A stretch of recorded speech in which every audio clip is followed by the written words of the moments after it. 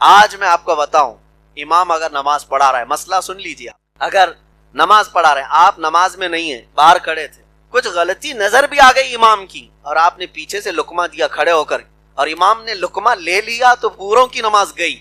اور ایک مرتبہ حضور اکرم صلی اللہ تعالی علیہ وسلم بنو سلمہ کا ایک محلہ تھا، وہاں پر ایک علاقے میں دوپہر کے وقت تشریف لے گئے اور ظہر کی نماز پڑھا رہے تھے۔ ظہر کی نماز فرض نماز کتنی رکعت ہے؟ 4 رکعت ہے۔ نبی پاک صلی اللہ تعالی علیہ وسلم اس طرف منہ کر کے، اگر وہاں پر مدینے میں اگر آپ جائیں گے، بیت المقدس اس طرف ہے تو خانہ کعبہ اس طرف ہے، دونوں اپوزٹ ڈائریکشن میں، بالکل اپوزٹ ہے۔ تو نبی پاک صلی اللہ علیہ وسلم نماز پڑھا رہے تھے، دل میں خیال آیا، حضور کے دل میں خیال کہ ہمارا قبلہ بیت المقدس کی بجائے خانہ کعبہ ہوتا تو اچھا ہوتا۔ یہ کہاں حضور کے دل میں خیال آیا، کسی کا سے ذکر نہیں فرمایا، اور حضور نے دل میں یہ خیال کر کے آسمان کی طرف چہرہ اٹھایا۔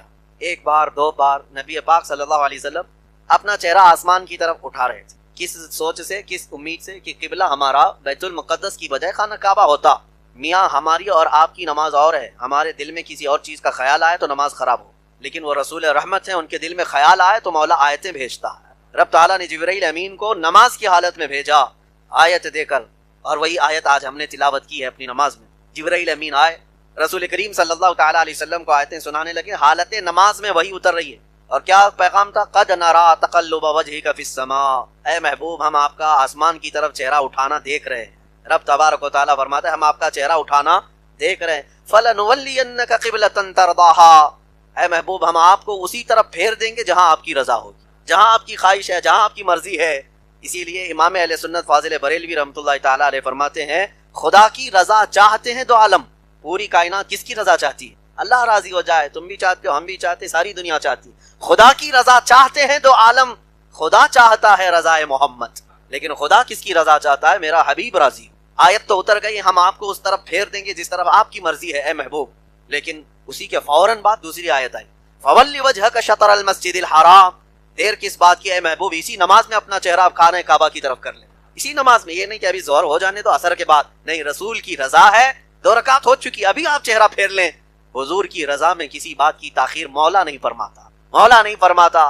حضور 2 رکعت پڑھا چکے تھے، اسی وقت نبی پاک صلی اللہ علیہ وسلم گھوم گئے اور اپنا چہرہ گھما کر کے خانہ کعبہ کی طرف کر لیا، خانہ کعبہ کی طرف پھر گئے۔ میرے عزیزوں پیچھے صحابہ بھی کھڑے تھے، جو جماعت چل رہی تھی۔ امام اگر گھوم جائے تو مقتدیوں کا چہرہ اور اس کا چہرہ آمنے سامنے ہو جائے گا۔ اگر آج امام گھوم جائے تو آپ پکڑ کے پھر اس کو سیدھا کر دیں، میاں ادھر کیوں گھوم رہے ہو، اور اگر گھوم گئے تو ہماری نماز خراب ہو۔ لیکن وہ رسول اللہ کے اطاعت شعار صحابہ تھے، سمجھتے تھے شریعت اسی کا نام ہے جس طرف چہرہ رسول ہو جائے۔ ہمیں یہ نہیں پوچھنا ہے کہ ادھر کیوں گھومے یا رسول اللہ، ادھر کیوں گھومے، بلکہ بات یہ ہے وہ جس طرف گھومے وہی شریعت ہے، وہی دین ہے۔ اس کو اقبال نے کیا سچ کہا تھا، بمصطفیٰ رساں خیش کے دی ہما اوس، اپنے آپ کو رسول کے قدموں تک پہنچا دو، یہی دین ہے، یہی دین ہے۔ اب صحابہ نے کیا کیا، حضور کو جب گھومتا ہوا دیکھا تو صحابہ اکرام چل کر کے حضور کے پیچھے آ گئے، اور ایک روایت میں نبی پاک صلی اللہ علیہ وسلم ان کے درمیان میں سے گزرتے ہوئے آگے کی طرف چلے گئے، اور صحابہ گھوم کر کے حضور کے پیچھے صفیں لگا لیے، جیسے ادھر صفیں تھی اب ادھر صفیں ہوگی، بیت المقدس کی طرف منہ کر کے، اور 2 رکعت خانہ کعبہ کی طرف منہ کر کے پڑھی گئی۔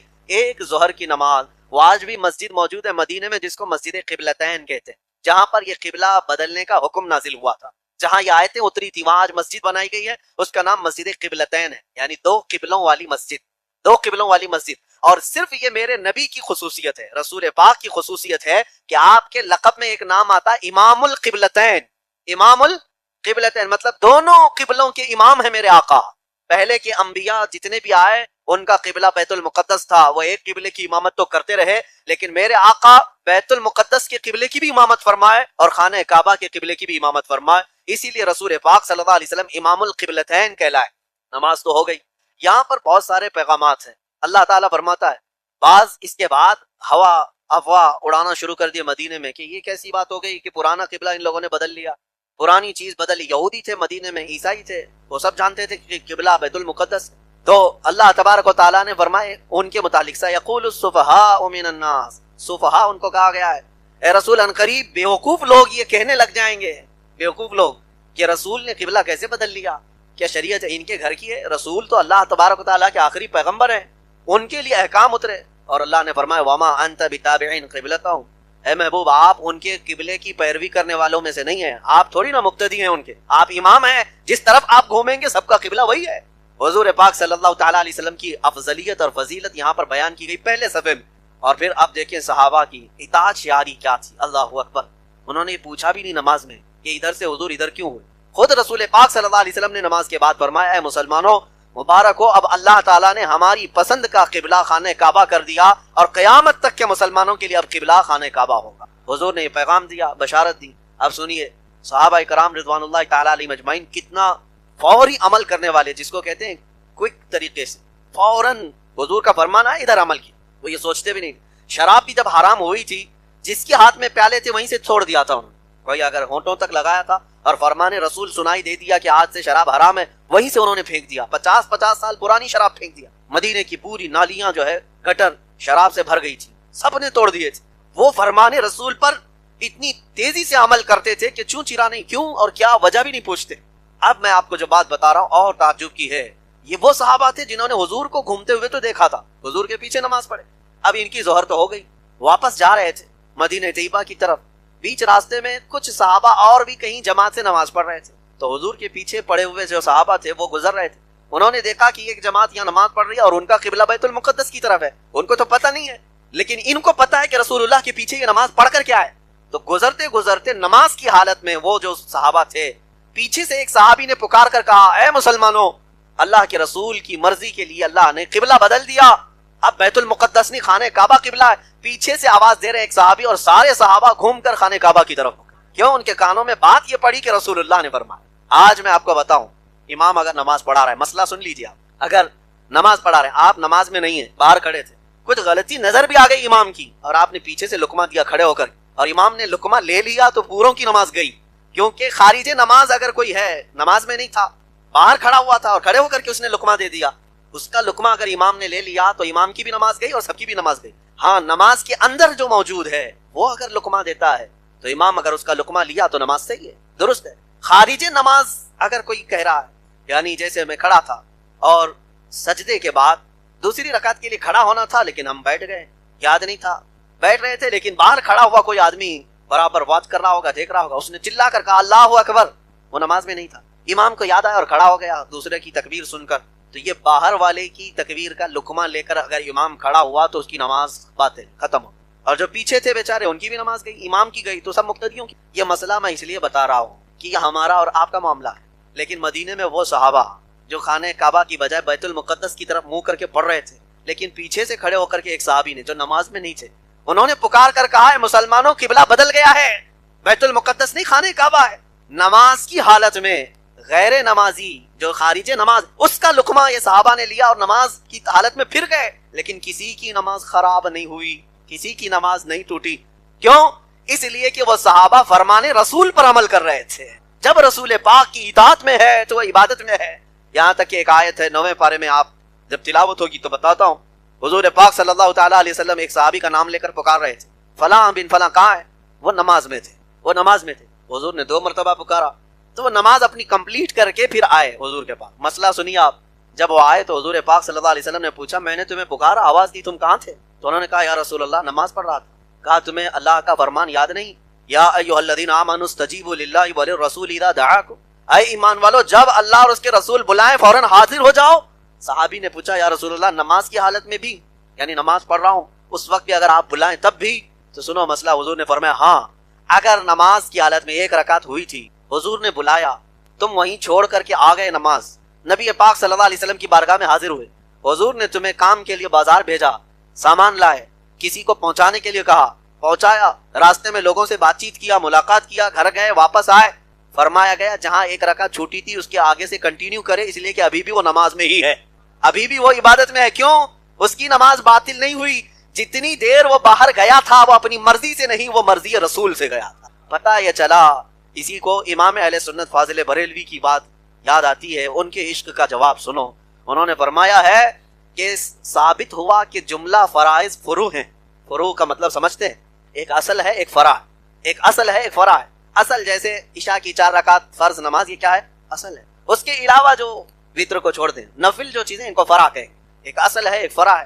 باپ اصل ہے بیٹا فرع ہے, ماں اصل ہے بیٹا فرع ہے. اصل اور فرع, فرع کی جمع فروع. اور اعلیٰ حضرت فرماتے ہیں جتنے فرض ہیں, جتنے بھی فرض ہیں, جان بچانا بھی فرض ہے, नमाज पढ़ना भी फर्ज, 5 वक्त की नमाज क्या है? फर्ज। ये सारे फर्ज जब हुजूर की बारगाह की बात आ जाए, आला हज़रत फरमाते साबित हुआ जुमला फराइज फुरू है, असलुल उसूल बंदगी उस्ताजवर की है।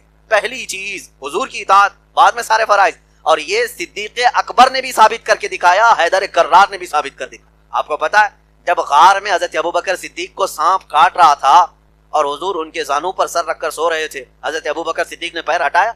वाकया तफसील से आपको मालूम होगा, नहीं हटाया। जहर चढ़ गया और वो खतरनाक सांप का जहर जान जा सकती थी, लेकिन उन्होंने अपनी जान वार दी। जान जाती है तो जाए, लेकिन महबूब की नींद में खलल ना आए, उन्होंने जान वार दी। और एक वाकया वो भी है मौला अली करमल्लाहु वजहुल करीम का, उनकी असर की नमाज नहीं हुई और हुजूर उनके भी जानू पर सर रखकर सो रहे थे, सूरज डूब गया। क्या हजरत अली को नमाज की फिक्र नहीं थी? असर की नमाज, वो भी 5 नमाजों में अफजल नमाज, इसको सलातुल वुस्ता कहा गया, बीच वाली नमाज, वो भी नमाज असर जो सबसे आला खतर की है। हैदर कर्रार असर की नमाज जा रही है, छोड़ दिया, क्यों? ये भी फर्ज है। और सिद्दीक अकबर ने जान छोड़ दी, वो भी फर्ज है। जान बचाना भी फर्ज है, जान बचाना भी फर्ज है, नमाज पढ़ना भी फर्ज है। लेकिन ये दोनों खुलफाए राशिदीन में से सहाबा, अजिल्ला सहाबा है, इन्होंने ये फर्ज छोड़ दिए, क्यों? सिर्फ इताअत रसूल पर, रसूल की इताअत पर। और आला हज़रत फरमाते हैं सिद्दीक बल्कि जान, सिद्दीक गार में बल्कि जान उन पे दे चुके, हिफ्ज़ जान तो जान फुरूज़े गुरर की है। मौला अली ने वारी तेरी नींद पर नमाज, वो भी नमाज असर जो सबसे आला खतर की है। और फिर आला हज़रत फरमाते हैं या रसूल अल्लाह, तूने उन्हें जान और उन्हें फेर दी नमाज। ना हज़रत अबू बकर की जान गई, ना हज़रत अली की नमाज गई। गई क्या? इनके लिए सूरज पलटाया और उनके लिए लुआब पाक लगाकर जान वापस कर दी। सिद्दीक अकबर की जान भी बची, हैदर कर्रार की नमाज भी बची। आला हज़रत फरमाते या रसूल अल्लाह, तूने उन्हें जान और उन्हें फेर दी नमाज, पर वो तो कर चुके जो करनी बशर की है। साबित हुआ कि जुमला फराइज फुरू है, असलुल उसूल बंदगी उस्ताजवर की। सहाबा ने यह साबित कर दिखाया है, पहली शर्त है नबी पाक की इताअत। तो किबला बदलने में यह हिकमत थी कि कितने हुजूर की पैरवी में रहेंगे और कितने चू चिरा करेंगे। अजीज़ान गिरामी औकात, इसी सूरे में, सूरह बकरा में कई अहकामात आए। दूसरे ही पारे की शुरुआत थी जहाँ अल्लाह ताला ने फरमाया वला तक़ूलू लिमन युक़तलु फ़ी सबीलिल्लाहि अमवात। कितनी आयात की मैं तफसीर अर्ज करूँ, बहुत तवील हो जाएगी बात। अल्लाह फरमाता है जो अल्लाह की राह में मारे जाएं उन्हें मुर्दा मत कहो, बल अहयाउन वलाकिन ला तशऊरून, बल्कि वो जिंदा हैं तुम्हें उसका शऊर नहीं। अल्लाह की राह में मारे जाने वाले उसको क्या कहते हैं आप बताएं? कोई वर्ड है? शहीद है। इसको मुझे आज थोड़ा सा क्लेरिफिकेशन करना है आपके सामने। कुछ आज के पाखंडियों को पेट में ये भी दर्द होने लगा कि ये शहीद शहीद कह करके 70 हूरों की लालच दे करके लोगों को मरवाते हैं। और कई लोग ये सवाल करते हैं 70 हूरें चाहिए, 72 हूरें चाहिए, ये मजाक उड़ाते हैं, मजाक उड़ाते हैं। मैं उनसे कहता हूँ शहीद होने पर यकीनन अजर है और वादा है अल्लाह का। 70 क्या, वो चाहे 700 हूरें अता फरमाए। इनको तकलीफ इस बात की है कि जो शहीद होता है इस्लाम में उसकी इतनी फजीलत बयान की जाती है और ये मरते हैं तो हूरें हासिल करने के लिए मरते हैं, हूरें हासिल करने के लिए मरते हैं। पहली बात तो ये है हूरें हासिल करने के लिए नहीं, अल्लाह की रजा के लिए जो शहीद होता है उसी को हूरें मिलती, और जो हूरों के लिए मरता है उसको शहादत नहीं कहते। शहादत नहीं, अल्लाह की रजा के लिए जो शहीद हुआ उसे हूरें मिल जाती हैं, अलग बात है। लेकिन हूरों के लिए जो मरता है वो लंगूर है। हाँ, जो सिर्फ और सिर्फ लड़कियों के लिए मर गया हो, मजाजी इश्क के लिए मर गया हो, वो नहीं है। शहीद का दर्जा अलग है। अब एक मैं आपको बात बता दूं, इनको यकीन भी नहीं होता और कई तरह के एतराज़ात भी करते हैं कि ये हूरों का बयान कहाँ से आ गया आपके अंदर। हालांकि कल भी मैंने बताया था, न छेड़ो दास्तां वरना इधर उधर की बात निकल जाएगी। न तुम सदमे हमें देते, न हम फरियाद यूं करते, न खुलते राज सरबस्ता, न यूं रुसवाइयां होती। अप्सराओं का जिक्र कहाँ आया है? मैं आपको बहुत सारी अप्सराएं महाभारत में हैं, गीता में हैं, रामायण में हैं, अप्सराएं मिलेंगी। अप्सरा, हमने पूछा ये क्या है? हूर के बदल में वहाँ अप्सरा है। बहरहाल किसी को तकलीफ है हूरों के सिलसिले में और शहीद के मामले में, आपको तकलीफ है मत लो हूर, जिनको मिल रही है उनको लेने दो। बात सिंपल सी है। एक साहब हमसे पूछ रहे थे हमारे शहर में कर्नाटक में कि 72 लेकर के क्या करेंगे, आपको इतनी सारी हूरें देने की लालच क्यों दी गई? मैंने कहा ये भी कम है, जन्नती मर्द की ताकत 100 मर्दों से ज्यादा होती। जन्नती मर्द की ताकत को अपनी ताकत पर कयास मत करो। अल्लाह करीम जिसे जन्नत अता करता है उसकी ताकत दुनिया के इंसानों से बढ़कर होती है। और अगर अल्लाह करीम अपने रहमत से उसे हूरें अता फरमाता है तो ये उसका फजल है, उसका इनाम है। और ये शहीदों के लिए वादा है, शहीदों के लिए वादा है। मेरे अजीजों, इस तरह की बहुत सारी बातें आज फैलाई जा रही हैं और उसका मजाक उड़ाया जा रहा है। शहादत का मजाक उड़ाया जाता है, जन्नत में जाने के बाद हूरें मिलने का मजाक उड़ाया जाता है, जबकि ये हमारे दीन के हिस्सों में से है। यही बात अगर कोई दूसरे धर्म के मुतालिक कहे तो वो आतंकवादी है, वो भड़काऊ है, हाँ वो प्रोवोक करता है। बाकी ہمارے دین پر جتنے اعتراضات کرنے ہیں کرتے رہے، وہ بھی ٹی وی میں بیٹھ کر کے ڈیبیٹ کرتے ہوئے علل اعلان بنیاد اسلام شاعر اسلام پر حملے ہوتے رہتے ہیں۔ بہرحال کسی کے آتنکوادی کہنے یا ٹیررسٹ کہنے یا کسی کے سچا کہنے کی ہمیں سرٹیفکیٹ کی ضرورت نہیں، ہمارا ضمیر پاک ہے، ہم اللہ کے لیے جیتے ہیں اور اللہ کے لیے مریں گے۔ قرآن پاک کی ایک آیت اور میں آپ کو بتاؤں، ان الصفا والمروۃ من شعائر اللہ، اللہ فرماتا ہے بے شک صفا اور مروہ اللہ کی نشانیوں میں سے، دو پہاڑیاں ہیں یہ مکہ میں، اور اللہ فرما رہا ہے یہ اللہ کی نشانیاں ہیں۔ وجہ کیا ہے؟ پہاڑی نشانی کیوں بن گئی؟ اچھا نشانی ہے تو کیا ہوا؟ نشانی کیا ہے؟ قرآن میں دوسری جگہ اللہ فرماتا ہے وَمَن يُعَظِّمْ شَعَائِرَ اللَّهِ فَإِنَّهَا مِن تَقْوَى الْقُلُوبِ، جو اللہ کی نشانیوں کی تعظیم کرتا ہے اللہ اسے دل کا تقوی عطا کرتا ہے، اور بڑا اجر ہے اس کے لیے جو نشانیوں کی تعظیم کرتا ہے۔ نشانیاں توجہ چاہتا ہوں میں، پہاڑی ہے پتھر کی ہیں، نشانی بن گئی، کیوں؟ اس لیے کہ اللہ کے نبی کی ماں سیدہ ہاجرہ یہ دو پہاڑیوں کے بیچ میں دوڑ لگائی تھی، کس کے لیے؟ اپنے بیٹے اسماعیل علیہ السلام کی پیاس بجھانے کے لیے۔